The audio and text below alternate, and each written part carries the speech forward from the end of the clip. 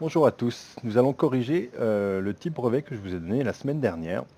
Je disais type brevet, mais en fait c'est plutôt un demi-brevet puisque j'ai compté à peu près la moitié des points au niveau des exercices. Donc ça devrait vous avoir pris environ 1 heure.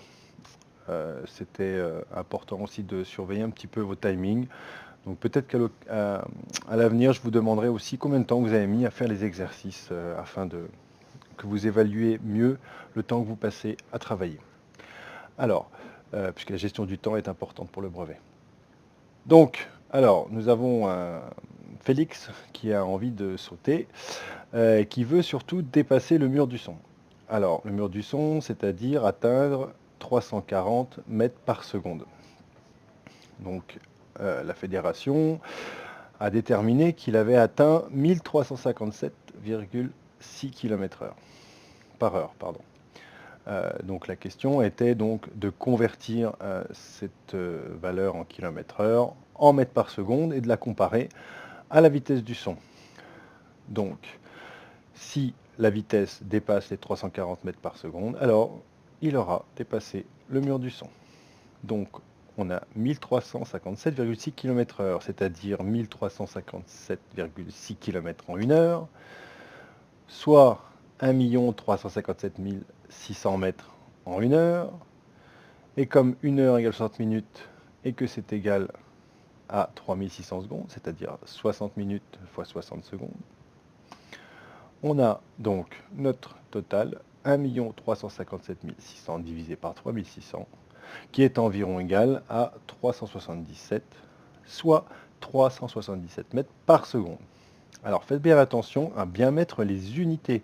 C'est très important. On vous donne, ne donnez pas juste 377 puisque ça ne signifie rien. Ici, pourquoi est-ce que j'ai converti en mètres et pourquoi en secondes? Puisque c'était le plus simple. Quand vous avez des kilomètres par heure, et pour transformer en mètres par seconde, le mieux c'est de diviser, de faire le quotient de mètres par des secondes.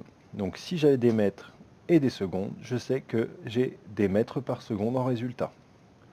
C'est le principe des grandeurs composées que vous avez vu en quatrième. Donc voilà pour cet exercice, du moins pour la question 1. Donc la justification ici suffit en disant que il a dépassé la vitesse du son et il a donc atteint son objectif. La question était, a-t-il atteint son objectif? Pas a-t-il dépassé la vitesse du son? Attention à ça. Il n'y a pas beaucoup de différence, mais vous n'avez pas exactement répondu à la question. Alors, on a un petit tableau qui nous donne un petit peu le détail sur sa chute. Donc là, la question était de savoir, par rapport à ces données du tableau, la vitesse quand il avait le parachute ouvert, puisqu'on ne donne que la vitesse, les distances et les durées euh, au moment de la chute libre. Donc ici, pour calculer une vitesse moyenne, on a besoin de distance et de temps. Donc c'est le principe de la formule, hein, la vitesse c'est égal au quotient de la distance sur le temps. Donc on va chercher la distance parcourue déjà en parachute, parce qu'on ne nous la donne pas dans le tableau. Donc on va faire la différence par rapport à la durée, pas la durée, pardon, à l'altitude du saut et la distance parcourue en chute libre. Si on retranche, si on fait la différence entre les deux, on obtiendra la distance parcourue en parachute. Donc ça nous donne 2440,3 mètres avec le parachute ouvert. Attention de bien être au clair avec les unités. Donc ensuite, on va chercher le temps, puisqu'il nous faut le temps pour calculer cette vitesse. Donc le même principe, on a la durée totale du saut, la durée de la chute libre, on fait une petite soustraction. Alors attention ici, ce ne sont pas des nombres décimaux, ce sont des temps. Et les temps ne se soustraient pas tels quels. Alors très attention, j'ai vu des 5 minutes et 11 secondes. Alors ce n'est pas tout à fait exact. Quand vous calculez comme ça avec des minutes et des secondes, ce que je vous conseille, c'est de convertir en secondes. Comme ça, vous ne faites pas d'erreur. Car je vous rappelle qu'on n'est pas sur un système décimal. Les secondes, c'est un système hexadécimal, pardon, c'est-à-dire sur une base 60. C'est-à-dire que quand on arrive à 60, on recommence à 0. Et ce qui est différent du système décimal. Donc on ne peut pas soustraire tel quel des nombres décimaux et en base 60. Donc le mieux, vous voyez des minutes et des secondes comme ça, vous devez faire la différence. Vous convertissez en secondes. 9 minutes et 3 secondes, 4 minutes et 19 secondes. Donc on a 540, 9 fois 6, 54, donc 540 plus 3, donc 543, moins, alors 4 minutes, 4 fois 60, 4 fois 6, 24, plus 0, donc ça fait 240, plus 19. Donc on se retrouve avec 543 moins 259, et qui est égal à 284 secondes. Alors vous avez vu, j'ai choisi volontairement de laisser en mètres le parachute ouvert, la distance en chute libre, et en chute en parachute, et en secondes la durée, puisqu'on a dit qu'on voulait en mètres par seconde, donc on n'a plus qu'à diviser ces deux valeurs ensemble. On sait donc, je vous remets un petit coup la formule, vous vous rappelez, vous voyez, la vitesse est en mètres par seconde, puisqu'on divise des mètres par des secondes. Donc nous, on fait la même chose, on va diviser nos mètres par nos secondes, et on va obtenir environ 9 mètres par seconde. Attention de bien mettre toujours les unités.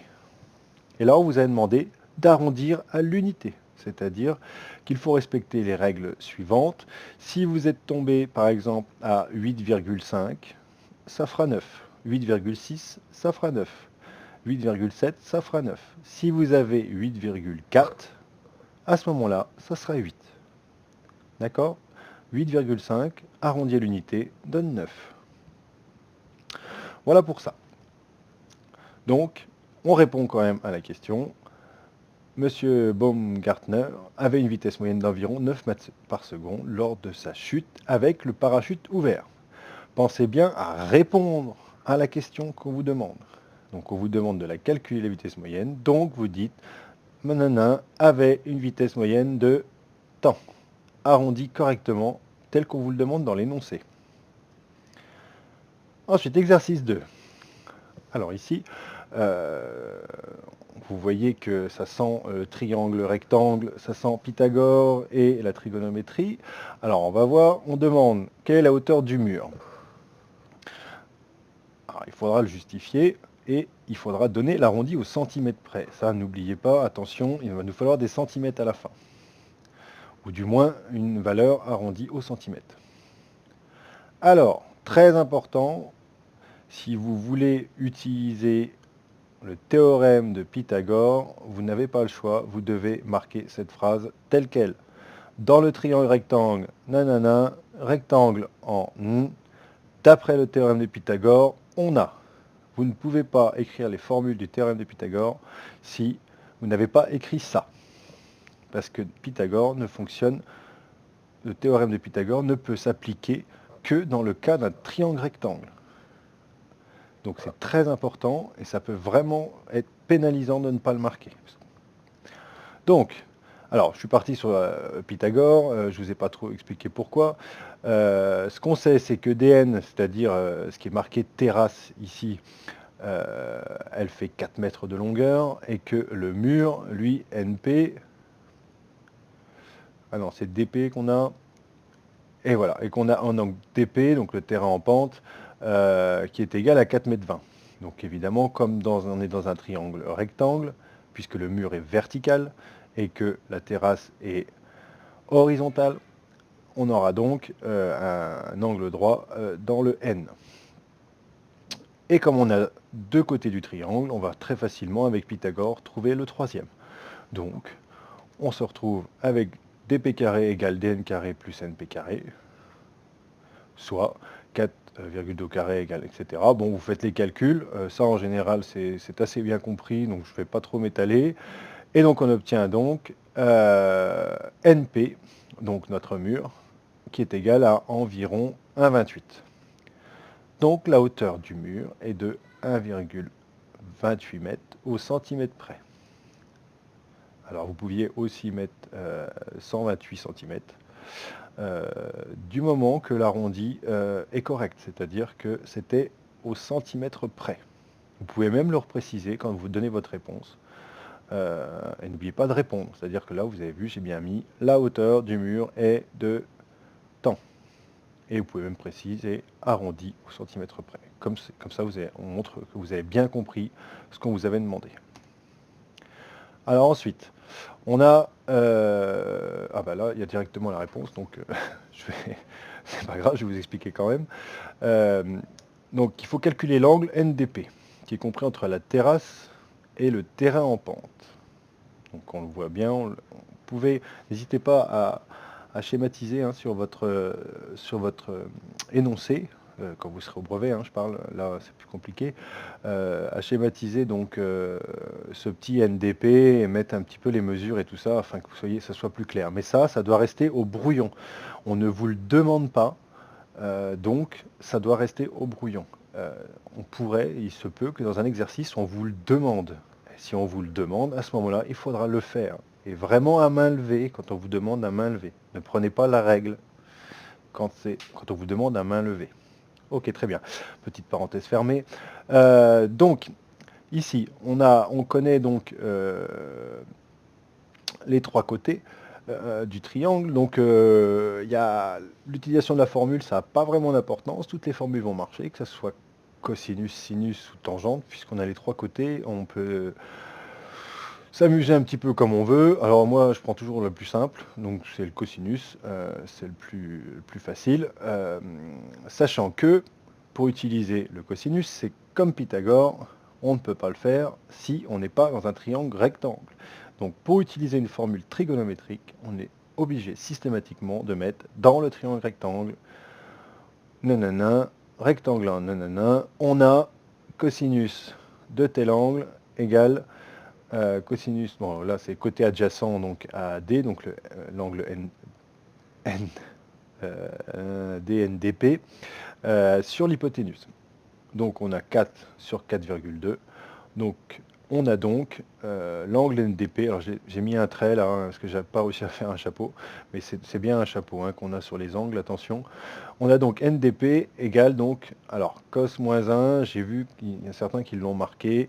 Alors c'est pas utile vraiment de le préciser. Vous pouvez mettre, une fois que vous avez calculé votre cosinus, donc il est à 4 sur 4,2, vous pouvez mettre une valeur approchée si vous voulez. Et après vous dites donc donc NDP égale, et vous mettez l'angle. On sait très bien que vous l'avez fait à la calculatrice, puisque de tête c'est très très particulier. Donc vous mettez juste, on a donc NDP égale environ 18 degrés. Voilà. Vous voyez, vous n'êtes pas obligé de préciser la formule comme je l'ai fait moi là, c'est pas utile. Donc on n'oublie pas, toujours, on répond, et surtout, on répond avec le bon arrondi.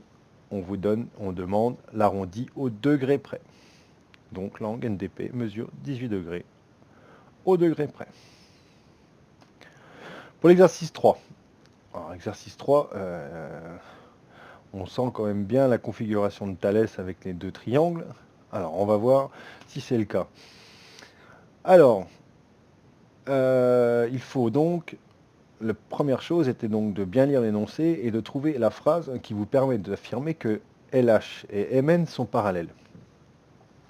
Alors, qu'est-ce qui nous permet de le définir? Question. Les deux hélicoptères se situent à la même altitude. Donc ça veut dire qu'ils sont donc à l'horizontale l'un de l'autre. Et surtout, ils sont parallèles au sol. Et les pelotons de coureurs roulent sur une route horizontale, donc qui nous confirme que la route, elle est bien droite, bien horizontale, et que donc, elle se retrouve parallèle à l'altitude des deux hélicoptères. Voilà, c'était juste une petite question. En général, vous avez trouvé. Par contre, précisez bien, comme je l'ai fait ici, on peut affirmer que les droites LH et MN sont parallèles, car entre guillemets, les deux, voilà, vous citez le texte, vous ne mettez pas uniquement la phrase, parce que du coup, on ne sait pas trop à quoi vous répondez. D'accord? Ça peut être une phrase donnée au hasard. Donc, mettez bien ce que vous faites, toujours. Alors, donc, on demande de calculer la distance MN entre les deux motos. Alors, du coup, MN, sachant qu'on a HL, on va essayer de trouver ça avec Thalès. Alors, pour les conditions de Thalès. Alors, j'ai vu beaucoup, ce n'est pas faux, beaucoup de gens qui disaient que c'était que MH, les droites MH et NL étaient séquentes en A. Alors, effectivement, ça fonctionne.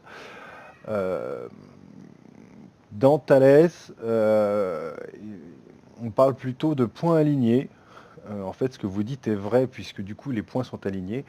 Ce qui est nécessaire pour le fonctionnement de Thalès, c'est donc d'avoir les deux bases parallèles et les points alignés. C'est-à-dire que H doit être sur MA et L doit être sur AN. Voilà. Mais effectivement, séquente en A, ça fonctionne aussi. Euh, voilà. C'est pas exactement le théorème d'origine, mais ça fonctionne. Donc, précisez bien toujours pour les conditions de Thalès, mais ça vous avez mieux compris, vous l'utilisez en général, vous le mettez bien, c'est très bien. Donc vous pouvez mettre séquente, vous pouvez mettre que les points sont alignés, vous pouvez mettre que L appartient à AN et que H appartient à AM, c'est tout à fait correct. Donc on met donc cette égalité, donc ça vous la connaissez, celle de Thalès. Donc là, après, on remplace les valeurs qu'on connaît. On va prendre celle qui nous arrange le plus. Bon, là, il y a deux fois la même. Donc, on va se retrouver donc avec Mn qui est égal à donc 0,375. Donc là, j'ai pris en kilomètres, donc il va falloir convertir. 375 mètres entre les deux motos. Voilà, ça tombe juste. Donc là, pas d'arrondi. Donc j'espère que ça va pour ça. Thalès, vous avez quand même bien compris. Il y a souvent les conditions aussi, c'est très bien. Attention avec Pythagore. Alors ici, l'exercice 4, ça vous demandait de décomposer donc des figures en figures plus simples, parce que là c'est une figure un petit peu complexe. Il fallait donc faire des calculs d'air un petit peu plus délicats. Alors, voilà, ce que je vais peut-être vous reprocher à la plupart, même si certains ont vraiment fait l'effort, c'est de bien décomposer vos étapes et de les écrire. Ne faites pas des calculs sans nous dire ce que vous faites. Parce que sinon, on ne comprend pas, on ne sait pas où vous allez et on ne peut pas vraiment comprendre votre démarche. C'est important en mathématiques, c'est la démarche, c'est-à-dire qu'il faut savoir ce que vous faites. Après, le calcul à la fin pourrait être faux, mais si votre démarche est bonne, ça peut vous rapporter des points. Si vous mettez juste les calculs finaux, au final, on ne sait pas. Et si en plus ils sont faux, vous n'avez plus rien. D'accord? Parce que des fois, avec une petite virgule qui traîne quelque part, ou un petit 7 à la place d'un 8, on se retrouve avec une valeur fausse à la fin, alors que toute la démarche était bonne. Vous voyez, c'est dommage. Donc, ici, on précise un petit peu. On dit donc que chaque face du pavé droit a une aire donc, de 7 fois donc 3,5 mètres, donc 7 mètres fois 3,5 mètres, ouais, j'ai fait une erreur aussi, je vais m'enlever des points. Donc on a soit 24,5 mètres carrés, et comme on a les 4 côtés, donc ça nous fait donc 98 mètres carrés. Donc déjà on a réglé le problème des faces verticales, on va voir un petit peu le haut maintenant.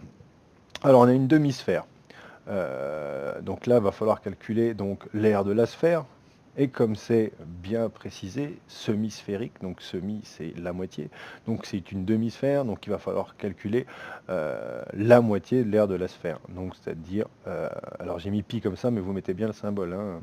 Donc c'est 4 pi r, alors 4 fois pi fois r carré, et donc divisé par 2, puisque on n'a pas le, on a besoin que de la moitié. Donc on a un diamètre de 7 mètres, on le voit très bien, puisque la coupole, la sphère fait donc 7 mètres de diamètre, donc un rayon de 3,5. On pense bien à convertir, puisque le rayon au carré n'a rien à voir avec le diamètre au carré, attention. Et donc on fait le calcul là avec la calculatrice, hein, de tête il est un petit peu dur celui-là. Et donc voilà, donc maintenant il nous reste à calculer les petits bouts laissés par par la sphère. Alors, il va falloir donc calculer l'aire du disque, l'aire de la face horizontale, pardon, et de faire la différence des deux. Donc,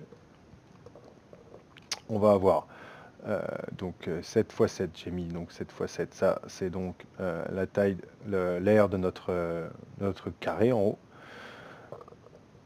Donc on a donc 49 et moins pi r carré, c'est-à-dire pi, je n'ai pas noté la formule, mais c'est pi fois le rayon au carré. Ça correspond donc à l'aire du disque.